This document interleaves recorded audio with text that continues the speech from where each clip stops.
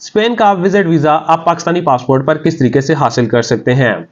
Spain का visit visa Pakistani passport पर हासिल करना निहायत ही आसान है। अस्सलामु अलैकुम, welcome to my YouTube channel visa culture and vlogs. Visa culture and vlog साथ मैं हूं आपका दोस्त ज़िशान सिद्दीक।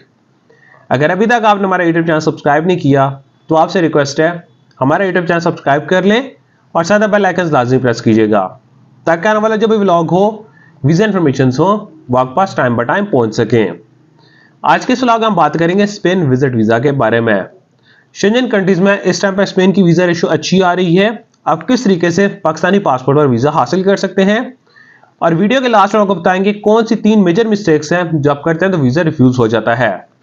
अगर वो मिस्टेक्स आप नहीं करेंगे तो आपको 100% पाकिस्तानी पासपोर्ट पर वीजा मिल सकता है। फर्स्ट ऑफ ऑल हम बात करते हैं स्पेन का वीजा अप्लाई आप कहां पर करते हैं। क्या आपको डायरेक्ट एम्बेसी जाना पड़ता है या ऑथराइज्ड ड्रॉप बॉक्स है। स्पेन एम्बेसी का authorised drop box BLS international जिसको कहा जाता है वीजा ड्रॉप बॉक्स जो है उसका ऑथराइज्ड ड्रॉप बॉक्स है। वीजा ट्रॉनिक्स उसका ऑथराइज्ड ड्रॉप बॉक्स है। आपको BLS इंटरनेशनल की प्रॉपर अपॉइंटमेंट लेनी पड़ती है। इस्लामाबाद, लाहौर, कराची डिफरेंट सेक्टर्स में इनके ऑफिस वाक़ हैं। तो प्रॉपर आपको पासपोर्ट की जो लोकेशन होती है उसके मुताबिक आपको अपनी अपॉइंटमेंट बुक करनी पड़ती है। अपॉइंटमेंट इनकी समटाइम ओपन होती है, समटाइम क्लोज होती है, लेकिन जैसे स्लॉट्स ओपन हो तो आप डिटेल्स फिल आउट करके अपॉइंटमेंट बुक कर सकते हैं। फर्स्ट स्टेप में आपको अपॉइंटमेंट बुक करनी पड़ती है। अपॉइंटमेंट बुक होने के बाद प्रॉपर आपको सारी फाइल रेडी करनी पड़ती है। फाइल में सारे शेंजन कंट्रीज वाले डॉक्यूमेंट्स आ जाते हैं। आइडेंटिटी डॉक्यूमेंट्स आपको चाहिए होते हैं जिसमें आपका पासपोर्ट, ID कार्ड, आपकी 2 पिक्चर्स वाइट बैकग्राउंड के साथ और 6 मंथ से पुरानी पिक्स एक्सेप्टेबल नहीं होती। आपकी FRC, अगर आप मैरिड तो आपका MRC या निकाहनामा आपको देना पड़ता है। देन उसके बाद आपके टैक्स के डॉक्यूमेंट्स आते हैं, पासपोर्ट कॉपीज, आपके source of income. Source of income में अगर आप बिजनेस कर रहे हो तो बिजनेस के डॉक्यूमेंट्स प्रोवाइड करते हैं जिसमें आपके टैक्स रिटर्न्स आते हैं, चैम्बर ऑफ कॉमर्स का आपका सर्टिफिकेट आता है, आपके बिजनेस का लेटर साइन स्टैम्प के साथ जिसके ऊपर एक वीजा रिक्वेस्ट लेटर रेडी किया जाता है और देन लास्ट 6 मंथ की आपकी स्टेटमेंट आती है। बहुत सारे लोगों के बिजनेस के अकाउंट नहीं बने हुए होते, वो पर्सनल अकाउंट को यूटिलाइज करते हैं, तो आप पर्सनल अकाउंट को यूटिलाइज कर सकते हैं।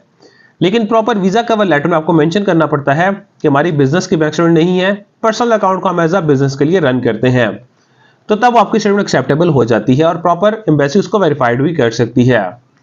देन उसके सेकंड फेज में अगर आप जॉब कर रहे हैं या आप रिटायर्ड हैं। अगर आप जॉब कर रहे हैं तो आपको जॉब लेटर, NOC लेटर और सैलरी स्लिप्स लगानी पड़ती हैं। और देन अगर आप रिटायर हैं तो रिटायरमेंट लेटर, आपकी पेंशन जो प्रॉपर आ रही होती हैं आपको पेंशन बुक के साथ में कॉपीज अटैच करनी पड़ती हैं। उसके बाद ट्रैवल के सारे डॉक्यूमेंट्स आते हैं, आपको proper visa form fill out करना पड़ता है, आपकी टिकट आइटनरी होती है, आपकी hotel booking, travel health insurance, covid plus, proper आपको एक अच्छा सा वीजा कवर लेटर रेडी करना पड़ता है। जो आपकी प्रोफाइल होती है उसके मुताबिक आप एक वीजा कवर लेटर रेडी करते हैं और देन एक शॉर्ट सा जो आपका ट्रिप होता है उसके मुताबिक एक शॉर्ट सा ट्रैवल प्लान भी आप फाइल में अटैच कर सकते हैं। ट्रैवल प्लान लगाना जरूरी नहीं होता, लेकिन अगर आप फाइल में अटैच करना चाह रहे हैं तो आप ट्रैवल प्लान भी साथ में अटैच कर सकते हैं। तो ये सारी आप फाइल बना के जिस दिन आपकी अपॉइंटमेंट होती है आप BLS में जाकर अपने डॉक्यूमेंट सबमिट करवाते हैं। डॉक्यूमेंट सबमिट होते टाइम आपको कोई इंटरव्यू नहीं होता, जस्ट आप वहां पर जाकर अपने डॉक्यूमेंट सबमिट करवाते हैं, फीस सबमिट करवाते हैं तो आपके डॉक्यूमेंट्स सबमिट हो जाते हैं। डॉक्यूमेंट सबमिट होने के बाद इसका प्रोसेसिंग टाइम स्टार्ट हो जाता है। स्पेन के इस टाइम पर ओवर जो वीजा डिसीजंस हैं राउंड अबाउट 45 डेज से लेकर 60 डेज तक उसके डिसीजंस हो रहे हैं, तो प्रॉपर इस टाइम तक आपको वेट करना पड़ता है। जैसे हमने वीडियो के स्टार्ट में आपको बताया था कि कौन से मिस्टेक्स नहीं करेंगे कि आपके वीजा के एक्सेप्टेंस के चांसेस ज्यादा हो जाते हैं। इसमें फर्स्ट ऑफ ऑल आपकी आती है बैंक स्टेटमेंट।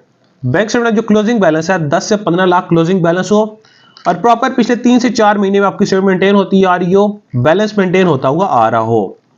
और अगर आप जॉब पर्सन है तो सैलरी आपके अकाउंट में आ रही हो और सैलरी स्लिप अगर आप साथ लगाते हैं तो प्रॉपर आपकी सैलरी स्लिप्स और आपकी बैंक स्टेटमेंट जो है प्रॉपर मैच होती है, तो आपके चांसेस अच्छे होते हैं।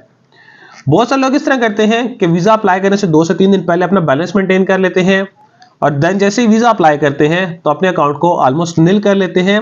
मतलब अगर उनका बैलेंस 10 से 15 लाख है तो उसको 2 से 3 लाख बैलेंस कर देते हैं, तो उनके वीजा रिफ्यूजल के चांसेस बहुत ज्यादा हो जाते हैं। सेकंड स्टेप में आपका आता है होटल की बुकिंग आपकी कौन सी होनी चाहिए। होटल बुकिंग आपकी कंफर्म्ड होनी चाहिए विद कंफर्मेशन नंबर।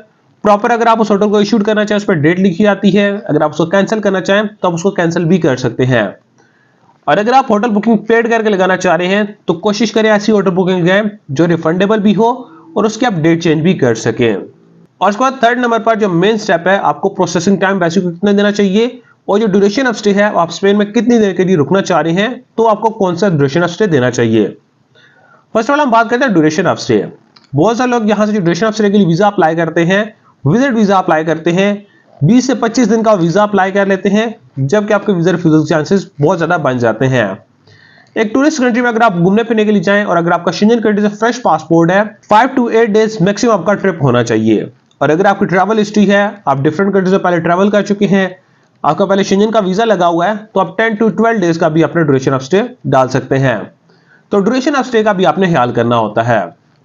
और देन उसके बाद आप कहते हैं एम्बेसी को प्रोसेसिंग टाइम कितना देना चाहिए और ट्रैवलिंग डेट कितने टाइम बाद की ऐड करनी चाहिए।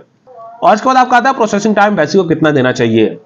जिस दिन आपकी अपॉइंटमेंट होती है उसके कम से कम 10 to 12 वीक्स बाद की अपनी ट्रैवलिंग डेट उसमें ऐड करें कि अगर एम्बेसी में पासपोर्ट डिले होता है तो आपकी जो ट्रैवलिंग डेट है वो एक्सपायर ना हो, आपकी जो होटल डिटेल्स है वो एक्सपायर ना हो, तो कम से कम जो ट्रैवलिंग डेट है 2.5 से 3 महीने बाद की आप ट्रैवलिंग डेट उसमें ऐड करें। अगर ये 3 मिस्टेक्स आप नहीं करते तो आपके वीजा लगने के चांसेस बहुत ज्यादा हो जाते हैं। अगर आप स्पेन किसी भी कंट्री का वीजा अप्लाई करना चाह रहे हैं तो स्क्रीन पर दिए कॉन्टैक्ट नंबर पर आप हमारे साथ रब्ता कर सकते हैं, अदरवाइज आप हमारे ऑफिस विजिट कर सकते हैं। कमाल एक्सप्रेस एंड होल्डेज ट्रैवल लिमिटेड, इस्लामाबाद डी चौक हमारा ऑफिस है, तो आप हमारे ऑफिस विजिट कर सकते हैं ताकि हम आपको ट्रैवल से रिलेटेड बेस्ट सर्विसेज प्रोवाइड कर सके। Thank you so much.